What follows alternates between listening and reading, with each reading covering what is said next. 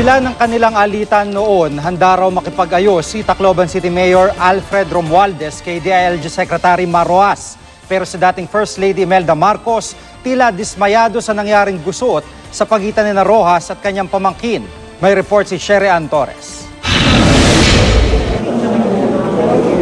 May isang oras din nagtagal sa lamay ni dating Quezon City Mayor Ismael Matay Jr. si dating unang ginang at ngayon Ilocos Norte Representative Imelda Romualdez Marcos na matagal hindi nakita ng publiko mula ng mapilayan sa pagkatapilok sa Kamara nitong Hulyo at magkasakit kamakailan. Malapit daw kasing kaibigan ni Ginang Marcos si Matay kaya dumalaw siya kahit di pa gaanong maayos ang kanyang pakiramdam.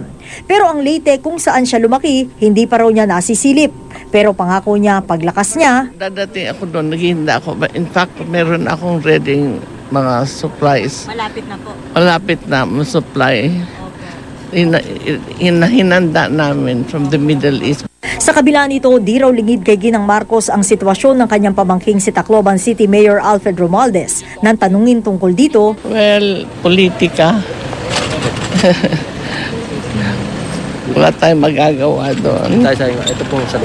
Sa panayam ng GMA News, inabi ni Mayor Romualdez ang naging epekto sa kanyang kalusugan ng krisis sa Tacloban at kontrobersya sa pagitan niya at ng Malacanang. Lately, in the last week na pagdating ng 9-10 o'clock, talagang, you feel that you feel you're really tired.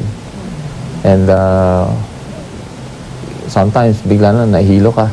Ang trumang hatid ng bagyong Yolanda, ramdam pa rin daw ni Romualdez ngayon. Pati na ang naging issue sa pagitan nila ni Interior and Local Government Secretary Mar Rojas.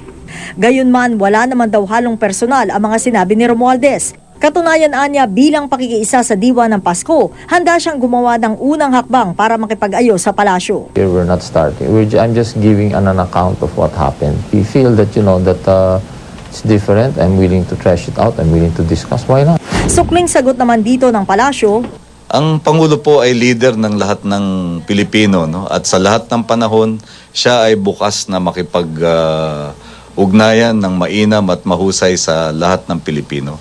No? Ang kanya naman pong kaisipan ay yung pagkakaroon ng pagkakaunawaan. No?